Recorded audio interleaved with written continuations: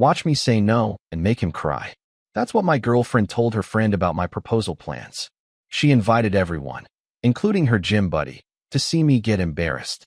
So I turned the tables, and she was the one who ended up in tears. My name is Ethan, I am 29, and I work in IT support for a mid-sized logistics company. I live in a busy part of Columbus, and my weeks are pretty routine, office by day, gym after, groceries on Sunday.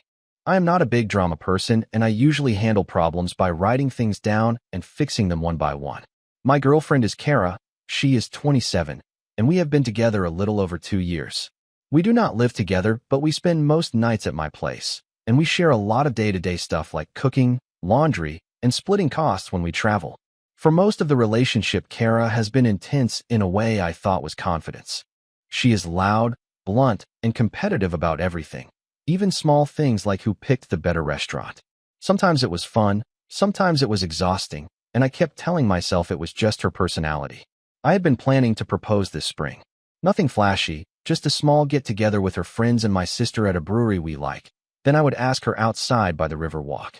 I did not want a public spectacle, but Kara kept hinting she wanted an audience, so I compromised. I booked the space. I talked to her best friend Mia about getting people there. I even asked Kara what kind of ring she liked, and she sent me links like it was a work order. Last week I got home early because my manager let me leave after we finished a big rollout. Kara was not expecting me.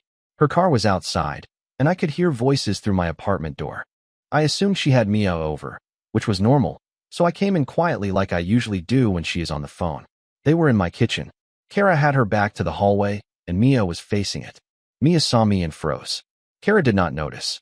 She was leaning on the counter in gym clothes, sipping from my water bottle like she owned it. Then she said something that made my stomach drop. Watch me say no and make him cry. She said it like it was a joke she had already told a few times. Mia did this nervous laugh, the kind you do when you are not sure if you should be laughing. Kara kept going, talking fast, excited, like she was planning a party. She said she wanted everyone there. She said it would be hilarious. She even mentioned inviting a guy from her gym who she swore was just a friend, the one she texts at night when she thinks I am asleep. I stood there long enough to hear my own proposal described like a show where I was the punchline. Then I stepped back into the hallway, quiet again, because I needed a second to think without either of them seeing my face. I did not storm into the kitchen. I did not confront her right then. I walked back down the hallway, stepped outside my building, and sat in my car for about 15 minutes. I needed to make sure I had heard what I thought I heard and not some out-of-context joke. I replayed it carefully. Watch me say no and make him cry. Not I might say no. Not I am not ready. It was framed as a performance. And the part that stuck with me was how energized she sounded. Like she was organizing entertainment. When I went back upstairs, I made enough noise with my keys so they would know I was home. Kara came out smiling, kissed me on the cheek, asked why I was early. Mia would not look at me. I said my manager let us off early. I acted normal. I am good at that when I need to be. Kara asked if I still wanted to do the brewery thing next month. That caught my attention. I said yes, unless something had changed. She smirked and said nothing had changed. She just wanted to make sure I was still planning something special. That word special felt different after what I heard. That night she fell asleep quickly. I stayed awake and went through everything logically. First, I was sure she believed I was going to propose. I had not said it directly, but it was obvious. Second, she had enough detail to tell Mia where and roughly when. That meant she had either guessed correctly or gone through my messages. Third, she specifically mentioned inviting her gym buddy, Aaron. I have never liked the dynamic between them. She calls him competitive and fun. He comments on her posts constantly. I did not want to accuse her of anything without proof. So I checked something simple. I logged into the brewery booking portal. The reservation confirmation email was marked as read from earlier that week. I had not opened it since booking. Kara knows my laptop password because I never thought I needed to hide it. That meant she had seen the date and time. The next morning I tested something small. I told her I might need to move the event to a different weekend because of work. She immediately pushed back and said that weekend was perfect and I should not change it. Too quick. Too firm. Like she had already built something around that specific day. At that point I was not confused anymore. I was being set up. And the only question left was whether I would walk into it or change the script entirely. I am not someone who enjoys revenge. I prefer clean exits. But this was different because she was not quietly unsure about marrying me. She was organizing a public humiliation and calling it entertainment. If I simply canceled the proposal and broke up with her privately, she would spin it. She would say I got scared or that I overreacted to a joke. And the people she invited would never know what the plan actually was. So I decided on one principle. I would not embarrass her with lies. I would only use the truth. First, I confirmed the guest list. I texted Mia separately and asked who Kara was planning to invite. I framed it like I wanted to make sure everyone important to her was included. Mia hesitated in her replies, but she named the usual group and then mentioned Aaron. She added a laughing emoji and said Kara thought it would be iconic. Iconic. That word told me this was about attention, not uncertainty. Second, I adjusted the plan. I kept the brewery booking. I kept the date she was so protective of. But I called the manager and asked if I could use the small side room instead of the open patio. I said it was for a private announcement. He agreed. I also asked if I could connect my laptop to their TV screen for a short slideshow. He said yes as long as it was appropriate. I started compiling screenshots. Not of private messages between Kara and me. I was not interested in airing our relationship details. I saved the confirmation email she opened. I saved a screenshot of her text to Aaron where she said you better not miss this. I had access because she once logged into her Instagram on my tablet and never logged out. I know that sounds invasive, but I did not dig for months of history. I only looked at the weeks surrounding the event she was orchestrating. I also recorded a short voice memo the next time she joked in front of me about how funny public proposals were when they went wrong. She did not know I hit record. She said imagine if someone said no in front of everyone. That would be brutal, but kind of amazing. By the end of the week, I was not angry anymore. I was calm. I had clarity. She wanted a show. I decided I would give her one. Just not the one she expected. The week leading up to the brewery event felt strange. Kara was in a noticeably good mood. Not affectionate in a warm way, but charged. She kept making comments about how excited she was for everyone to get together. She even bought a new dress and made sure to tell me it was something memorable. That word stuck with me. I did not confront her. I treated her normally. I went to work, came home, cooked dinner, went to the gym. If she noticed any shift in me, she did not say it. A few times she casually asked if I was nervous about the upcoming night. I told her I was focused on logistics. That answer seemed to disappoint her a little. I think she wanted to see me anxious. 2 days before the event, I confirmed the tech setup with the brewery again. I brought my laptop in early and tested the screen connection. The manager showed me how to switch inputs quickly. I kept the slideshow simple. No dramatic music. No long speeches typed out. Just timestamps, screenshots, and a final slide with a short statement. I also made one more adjustment. I removed the ring from my desk drawer and returned it. I had purchased it from a local jeweler, and because it had not been resized yet, they allowed the return within 30 days. I did not tell anyone. That was not a dramatic gesture. It was practical. There was no reason to keep a symbol for something that was not happening. The day of the event, Kara insisted on riding separately because she wanted to arrive with Mia. She said it would make the surprise more authentic. That confirmed everything. She wanted to watch me walk into what she believed was my own trap. I arrived early, greeted the guests as they trickled in. A few of them hugged me and said they were excited. I watched their faces carefully.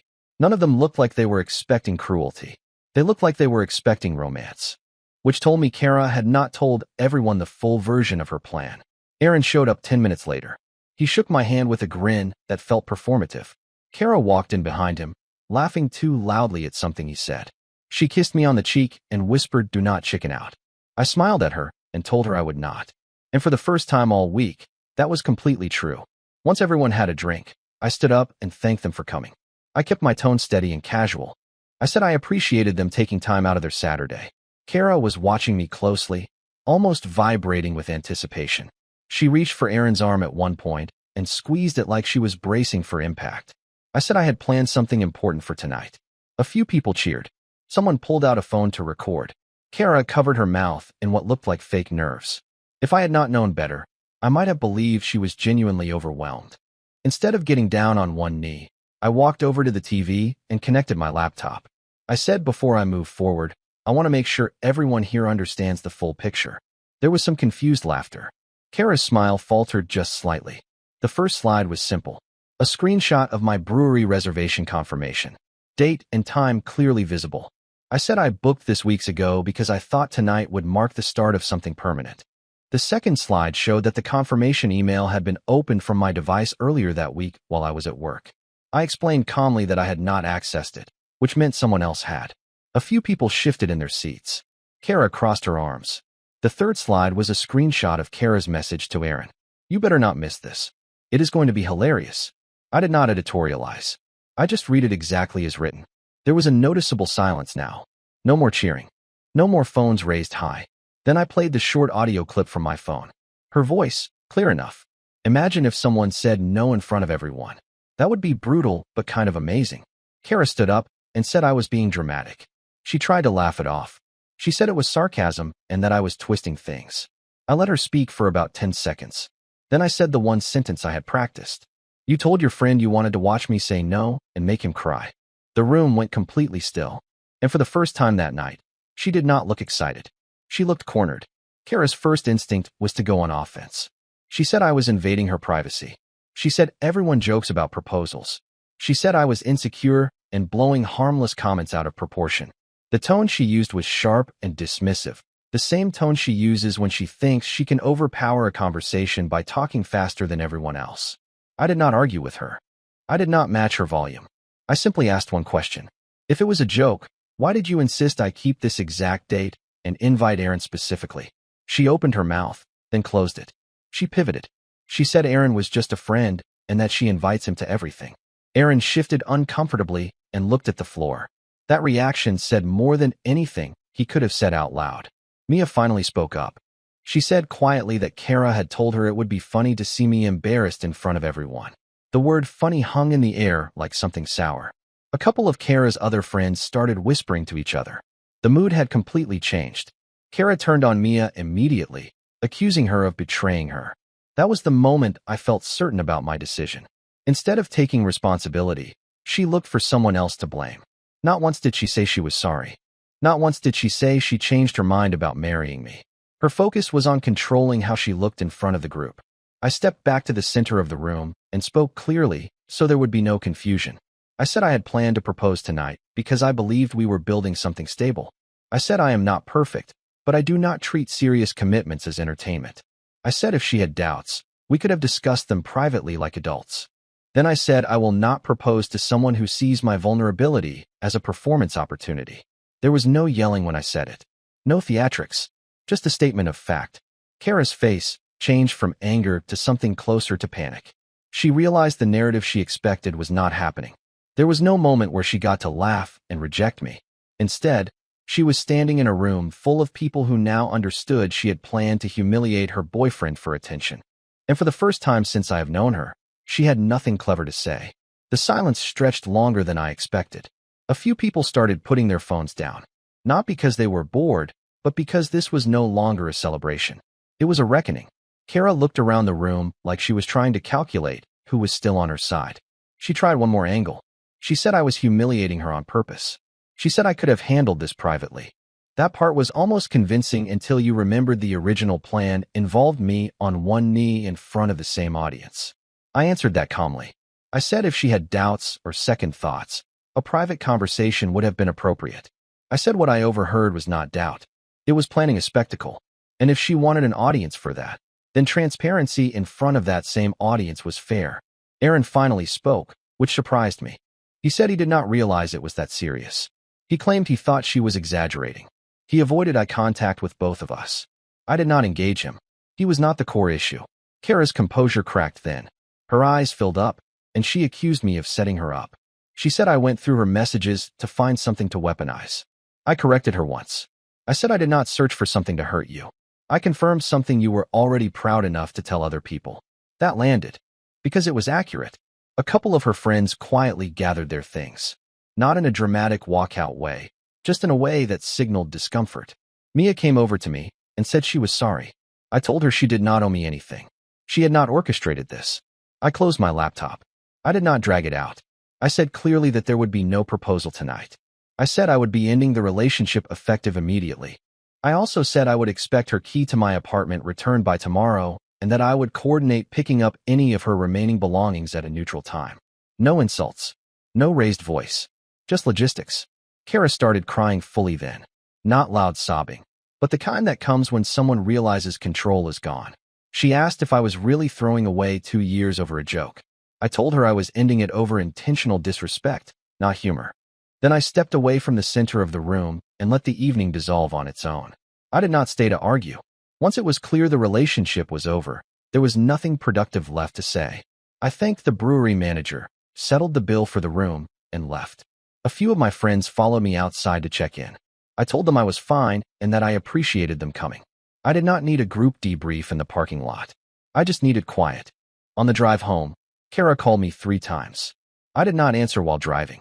She texted that we needed to talk immediately. I replied once. I said we can talk tomorrow afternoon in a public place to exchange keys and personal items. I kept it structured on purpose. When I got home, I gathered everything of hers that was clearly identifiable. Clothes, shoes, toiletries, a few books. I put them in 2 boxes by the door. I also changed my laptop password and removed her access from my streaming accounts. Not out of spite, just basic boundaries. About an hour later, she showed up at my apartment. She still had her key. She knocked, not aggressively, but insistently. I opened the door halfway and stepped outside into the hallway so she would not walk in. She looked different, less composed, mascara smudged, voice shaky. She said I blindsided her. I reminded her that I overheard her planning to humiliate me days earlier. That is not a blindside. That is a reaction. She tried another tactic. She said she panicked because she felt pressured about marriage and handled it badly. That was the first semi-reasonable statement she had made all night. I acknowledged that fear is normal. I said public humiliation is not. She asked if we could just cancel the engagement idea and keep dating. That was the clearest moment for me. If she could casually downgrade something that serious without addressing the disrespect, then we were not aligned on fundamentals. I told her no. I said I need a partner who protects me in rooms I'm not in, not someone who turns me into content. She started crying again, this time quieter. I handed her the 2 boxes and asked for my key. She hesitated for a second, then placed it in my hand. That was the last time she stood in my hallway as my girlfriend. The next morning, I did not wake up devastated. I woke up clear. There is a difference. I was not mourning a future anymore, because the version of the future I had imagined depended on mutual respect. Once that foundation was gone, there was nothing abstract left to grieve. Kara started texting around 7 a.m. First, it was long paragraphs about how embarrassed she felt. Then it shifted to anger. She said I made her look manipulative. She said I could have talked to her privately and spared her reputation. I read every message once. I did not respond. Around 9 a.m. she called. I let it go to voicemail. She left 2 messages. In the first, she sounded tearful and said she loved me and had just been scared. In the second, she sounded irritated and said I was overreacting and punishing her. That back and forth confirmed what I already understood. The narrative kept changing depending on what she thought would get a response. It was not about accountability. It was about regaining control. By noon, I made a decision that I probably should have made months earlier when smaller red flags showed up. I blocked her number. I blocked her on Instagram, Facebook, and any platform where she could contact me directly. Not as a dramatic gesture. As a boundary. I also sent one final email before blocking her there too. It was short and factual. I said I do not wish you harm. I do not wish you humiliation. But I will not stay connected to someone who planned to publicly degrade me. I asked her not to contact me further. After that, I removed her from the emergency contact form at work and updated my lease file to reflect that she no longer had authorized access. Again, not revenge. Just cleanup. She tried to reach out through a mutual friend that evening. The friend texted me saying Kara wanted closure. I replied once. I said closure happened at the brewery. There is nothing left to clarify. Since then, my phone has been quiet. And the silence feels stable, not lonely. Which tells me I made the right call. It has been 3 weeks since the brewery night. I am back to my normal routine. Work during the day, gym in the evening, groceries on Sunday. The difference now is that my space actually feels like mine again. No tension. No low-grade competition over nothing. Just quiet. A few mutual friends reached out individually. Most of them were not aware of what Kara had planned. They told me they were uncomfortable when everything unfolded, but respected how I handled it. I did not fish for validation. I just listened. What mattered to me was that the truth was visible without me having to exaggerate anything. I heard through someone else that Kara has been telling a revised version of the story. In her version, she was joking and I overreacted publicly to hurt her. That is predictable. I am not chasing down every retelling to defend myself. The people who were in that room saw what happened. That is enough. The biggest shift for me has been internal. I realized I ignored smaller signs because they did not cross a hard line yet. The competitiveness, the way she would tease me in front of others, and then say I was too sensitive if I pushed back. I always corrected it in the moment, but I did not step back and evaluate the pattern. The proposal situation forced clarity. Once I heard her describe my vulnerability as entertainment, the decision was straightforward. I did not need to argue for weeks.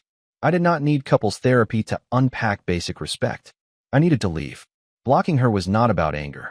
It was about preventing the cycle from restarting. No late-night apologies. No dramatic reconciliation attempts. No slow erosion of the boundary I set. If there is anything I would tell someone in a similar situation, it is this. Pay attention to how your partner talks about you when they think you are not listening. That is usually the most honest version. I was ready to get on one knee that night. Instead, I stood up for myself. And the only person who ended up crying was the one who thought it would be funny to watch me do it.